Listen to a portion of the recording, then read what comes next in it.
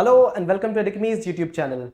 My name is Harsh Singh and in this video we shall discuss current affairs for today, 10th of May 2022. Welcome to all the participants, offline viewers, welcome to you as well. Hi Babani, Kriti, welcome, Amlan, Ashish, everybody else watching offline and later, welcome to all of you. Let's begin this session. What do we have in current affairs today are quite a few articles to be discussed. Wheat crisis. We had heard of export of wheat and having bumper production, but now we are speaking of wheat crisis in the country. We'll understand a little more and we'll also understand what is about Aadhaar data that the Delhi police has requested and what not being provided. Charakot, a quick update. GST compensation we will cover, but not today. Thrissur Puram festival being celebrated. Thalassemia, Monkeypox, Martand, Surya temple and Kisan Chachi in the news for all of you. But before that, today's quote. What is the quote of the day? The few rules of life, there are quite a few, but then some important ones that could be shared for today, some gyan here. If you do not go after what you want, you will never have it. If you do not ask, the answer will always be no. If you do not step forward, you will remain in the same place. I often tend to ignore the kind of messages which contain the word no. If you do not, if you cannot, would not, could not, I don't believe in the possibility of no. I believe in the possibility of yes. But then these messages, these three are still very relevant to become a practical individual. If I do not go after what I want, I will never have it. Nobody is going to give me anything on my platter. No lunch is free lunch. I will have to pursue what I want to do. And it has to be daily action, consistent action. Second one, if I do not ask, the answer will always be no. I need to ask about it every day, from the morning until night. It has to be part of our system. And that is where we will achieve it in our minds first and then in the physical world. And if I do not step forward, I will always remain at the same place. Isn't that always true? This is something that you people should ponder about and each of us could ponder about. If you like this initiative, share some love through likes, comments and shares. Let's begin. Now, the first one is wheat crisis. The government had speculated earlier that we would have a bumper harvest, but then just few days back, two days back, the Ministry of Agriculture comes up and says that the production will be 5% less than what was expected. The government lowered its wheat production estimate by 5.7% to 105 million tons. 105 million tons from the projected 111 million tons. So having had such a kind of production which is almost 5.7% lesser than what is mandated, what is the impact of this on economy? Now, a few days back we were speaking of export of wheat having good production in the last quite a few 6 to 8 years. We have had more production than its consumption. So we have filled our kitty with more storage, and we were also looking at exporting wheat. Last year we exported around 7 to 8 million tons, and this year, the coming year 2022-23, we look at exporting 12 million tons of wheat. So is it a crisis? It is actually not a crisis. When the headlines make such a kind of appearance, crisis of wheat, it is actually referring to shortfall in production. That is all it is. But the reasons for shortfall in production is something that is area of concern. You people know the production has been less because of the factors related to extreme weather, because of this kind of the heat waves blowing. It has led to some processes which have led to lesser production, lesser productivity, and even deteriorated quality of wheat. What are the three things that have affected the wheat production and productivity and quality? The first thing that has happened is the graining process. The graining process which happens towards the end of Rabi cultivation period, the last 10 to 15 days in the month of March, that graining process does not happen properly if the temperature is up to 40 degrees Celsius. The optimal temperature required is 30 degrees. We have explained this. And because of this less graining process, the total productivity of the production drops. That means for example, the productivity which was seen with the help of crop cutting experiments. Crop cutting experiments are the ones which are used to determine what should be the MSP value, what is the productivity of the crop. They have come up saying that the yields are falling. Not only that, so this is one, the graining process that is not been complete. The graining completes within 6 to 7 days in case the temperature is very high, and then the complete grain does not get formed. This is one. The second is the grain particles, the crop particles here, they have contracted. The amount of humidity moisture that they have, this is further reduced. This is called as shriveling. The grains have shriveled, sukud jana, right? That is the one which has impacted gotten impacted because of increased heat waves. Not only that, in fact, it has also been said by sources that up to 80% of the wheat grain, they have shriveled. In fact, the heat waves have also led to something called as almost burning of the grains, and that is why this is one of the reasons that the production has not been optimal. It has been less than what has been mandated. Now, government is not procuring the wheat as it used to procure the wheat in the previous times. It is the first time in 15 years, that the procurement is lesser than the store that we had. We have had stores of wheat. So right now the opening balance has to be maintained every quarter at FCI go downs, right? The opening balance was around 19 tons, and we are procuring less than 19 tons this time. And this is the first time it has happened in 15 years. We are procuring less than what we have saved, and we are procuring only 19 to 20 million tons. The plan was actually to procure as much as 43 million tons. Imagine this. And we are procuring far less than this. So what is the reason? The impact? Let's understand. See, the reason for less procurement are multifaceted. First, there is increased demand in the market, right? And if market is demanding this, market is also giving better price than MSP. Market is giving 23 to 24 to 25 rupees per kilo of price, and the government is giving 20 point some rupees, almost 21 rupees for 1 kilo of procurement. So why not sell in the open market? Because the open traders will be selling it off in the international market, because that's the demand now. 12 million tons in the international scenario. Egypt has demanded, Turkey has demanded, all these countries want the wheat. See, Russia and Ukraine have been those two countries which have contributed to 30% of export of wheat, 30%. And India is trying to match up somewhere or the other. The global wheat prices have escalated to 50% than what it was, 50% than it was before the war. So one will have to match up to this, and this is where India says we will also attempt. Now, the dip in government procurement is because the market wants it, and the second is government doesn't want to even procure these items. Low standard hai thoda. So let us give it to the market itself. So this is another one. And the third one is hoarding. People have started to hoard also. They know that the prices will rise further in international market and national market. So let us hoard these products for now. So these are the three things. So is this a crisis for the country? No. Agar wheat nahi, then we will go ahead with eating rice. Why not? We will eat rice, no, in that case, because we have got good production of rice. Around 55 million tons is available in our kitty of rice. So rice, and over and above, if we have good rains, then we will have another bumper harvest of rice. So that is the situation of rice in the country. So are we comfortably placed in the public stock holding? Absolutely yes, sir, and yes, ma'am. All right. So what is speculated is quite a few things. If wheat procurement is happening at better rates than MSP, good for the market, very good for the farmers. But then if there are middle persons who are procuring these items, then it might lead to high inflation in these wheat prices. And if you've seen the newspapers a couple of days back, flour prices, wheat flour, atta prices have skyrocketed again in the country. So while we look at helping the farmers and increasing the and fulfilling the appetite of the international consumers, the inflation could be high in the country, higher inflation, right? This is one. And then Brazil, a net wheat importer earlier, now it is also exporting. Argentina is also exporting a lot of wheat. And to which nations? They are exporting to African nations. Many African nations want to import wheat. That's a very important commodity for them to survive on. And they are dependent as much as 33 to 50% of the wheat, complete wheat required is imported in these countries. This is the situation. And Argentina will start harvesting the crop and then selling it to Middle East countries by the end of May, June. And that's the window that is available for us to have a better market outreach. All right. So this is the update here.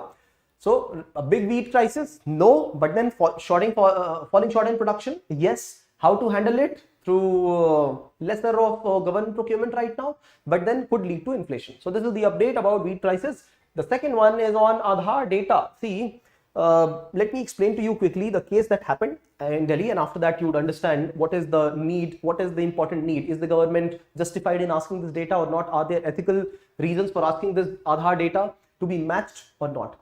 So there were 3 burglars, and they were to conduct a dacoity, burglary, in the shop of a jeweler, a jewelry shop. And 2 of them were looting the place while the third one was waiting in the bike. The person who is the owner, that person in the process got shot and died. This was the case of 2018 and this happened in Delhi. Now the government says, Delhi police says, we want to access the Aadhaar data, not that you give us the access, but we just want to match some images with the person, with the people, possible suspects that we have, and some possible sightings that we have had at the crime site. So those sightings are called as chance impressions, some images and some chance impressions that they were able to capture at the site. This is what the Delhi police says. Now, though it might seem that the law does not share this kind of data, it might seem ethical to share this kind of information. So let us know what is the law say on this, on a situation like this, and what are the various provisions regarding sharing of such data.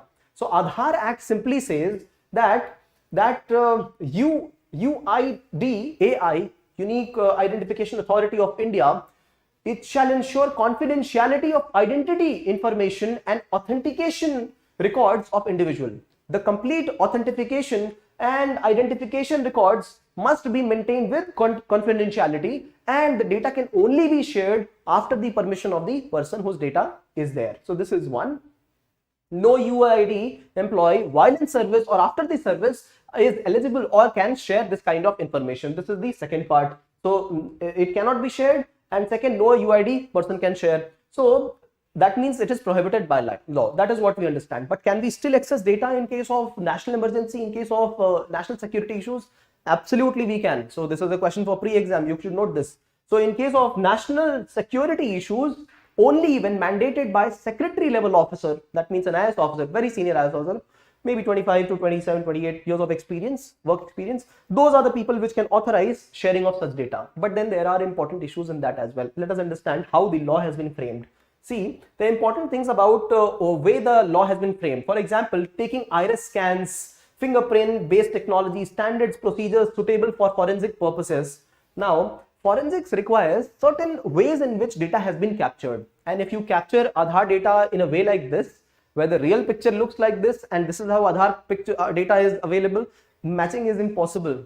Technology, there's a huge difference in technology, and we will all have seen in our own Aadhaar cards how they take the images. So matching is very tough. Aadhaar people have themselves said this in the Delhi High Court, that matching will be tough because the kind of technology we have seen that, and the kind of technology that the forensics, forensic science looks for, that is class apart. Not class apart, they just mentioned that is different. So this is one. The other thing that they say is it is prohibited by law. We will not be able to do it, but there are intricacies as well. See, there is something called as 1:1 verification, 1:1 mapping. So you can map, you can compare if this image, suppose this is an image, if this image matches with the Aadhaar database, can be done.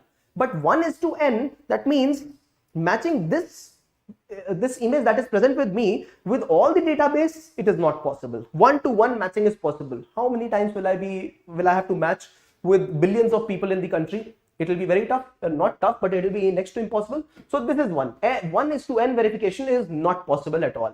1:1 verification is possible. One by one we can verify if this person was the person caught or not, and that is possible. The second issue here is that, another issue is that we not only need the database or a photograph, we also need the Aadhaar card, Aadhaar data of the person. The 12-digit unique ID, Aadhaar ID is also required along with their biometrics to match, or their facial expressions, or iris or fingerprints to match. Now in this case, the police is only by fluke trying to see if the person whose data is available, fingerprints were available at this spot, is that person available in Aadhaar data or not, right? They're just trying to see. But then do we know their Aadhaar data? If we don't, we will not be able to match. So these are the issues.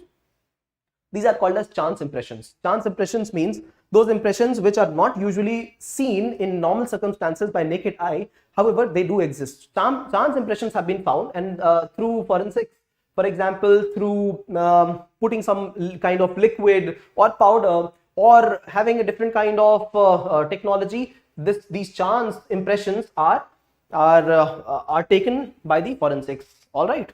So this is the update here. So even when there is national security, this is possible to retrieve the data, but then these kinds of these issues, 1:n mapping and live and Aadhaar number, are still mandated. All right. This is the update here. Moving ahead to the third one. Okay, monkeypox. Oh yes, there's one more that we had to cover, but that we covered yesterday itself. That was on specific topic that is in the feature news today. That is in the Gazette today. The article relates to interstate arrest. Yes, we covered interstate arrest yesterday itself. So moving ahead to the next topic, that is monkeypox. This monkeypox disease right now has been found out in UK as well. Now this is a disease that was first explored in Africa in 1950s, and then later on found out in many African countries by 1970s. It's a zoonotic disease. That means it gets transferred from the animals to humans. The name itself suggests monkeypox, so transferred from monkeys to humans. However, human to human transmission is very, very limited. Nothing to be fearful. It is a virus which gets transmitted to people. The spread is largely in the African states. Transmission, I have explained. What are the symptoms? Why same symptoms? Fever, headache, not feeling well. But the incubation period is more, 7 to 14, 15 days. And that's how it is. So this monkeypox disease has been reported lately. Smallpox vanished because of the vaccination. Monkeypox does still exist. And yes, how does it transmit from one person to the other is through not one person to the other, but from the monkey to animal to humans is through liquid transmission. So infected individual, infected monkey, and transmitting through some infected liquid or body fluid, some cuts in the body. This is how it gets transmitted, found in UK as well. That's why in news. Thalassemia. See, India is called as the thalassemia capital of the world. And thalassemia is a genetic disease where the formation of red blood cells, the hemoglobin in the body, is not as much as it should be. So it leads to a person getting tired early. It leads to many indicators which show that the person has thalassemia. For example, the bones will not be strong, curved bones, etc. So now lately there has been an innovation which leads to creation of ways in which thalassemia can be worked out. Right now, until now, we had only blood replacement as the way in which thalassemia could have been managed. But now, through ways which deal with stem cells, one can improve on a genetic condition like this. Thalassemia, India being thalassemia capital of the world. Martand Sun Temple, if you have known, there's a controversy around it. See, there are monuments which are owned by Archaeological Survey of India. And under the Act, under the Archaeological Survey of India and related rules, norms, many of the temples and monuments which are placed there, be it mosques, temples, churches, etc., all of them are declared as dead. They are not live temples. So one cannot go and worship there. Right. So lately, in Anantnag district of Kashmir, the Lieutenant Governor of Jammu and Kashmir, they visited and they prayed in this temple. Now this temple has, for the same reason, it has come in controversies. This was the temple that was supposed to have existed around 1400 years back, destroyed by Sultan Sikandar Shah Miri in 1401. And right now this is the situation of the temple. So that is why in controversy. So one must know a little about Martand Sun Temple. Martand itself means sun god. All right. So this is the update here. The next one is on, yes, this is on Puram festival is being celebrated in Kerala. Very, very important festival marked by processions, marked by these beautiful elephants in front of the temple called as Vadakumnatham temple in Thrissur. Thrissur, a part of upper, middle and lower Kerala. So part of middle Kerala, and this is where the temple is celebrated with fervor and a lot of emotions. One of the important things that happens in this festival is praying of the Shiv god and Durga god, along with cracker show. This is the highlight, and if you would see on YouTube, you would find that this cracker show is a huge show. In few days back, it was in news that a woman has also been given a lead role in this cracker show because she has been participating in this activity for a long time. So this is a sign of women empowerment in Kerala. All right. So the festival's name is Puram Festival. This festival is also associated somehow with harvest festival. All right. So praying to God during the times of harvest, and you can very well see this is the temple just behind the elephants and huge crowd gathering. So Vadakumnatham temple in Thrissur. Why news? Because the celebrations. And also Kerala. The newspaper initiated in the south would definitely pick up such an important cultural history of India and put it up in the newspapers. So it has been part of the newspapers for a couple of days now. Okay, the next is today's case study, and this case study is that of a beautiful lady from Bihar, Kisan Chachi. She's an agriculturalist, and she would earlier participate with her husband on cultivation of tobacco. And later she divided her piece of land, started cultivating fruits and vegetable, organic means. She started to even go on cycle and sell these products at other places, nearby villages. Not only that, she later started to help other people. For example, making them aware about education, literacy, girls' rights, against child marriages, against dowry, and educating people, empowering women. So this is what she did. She also qualified, and she also supported in qualification of other people through agricultural universities.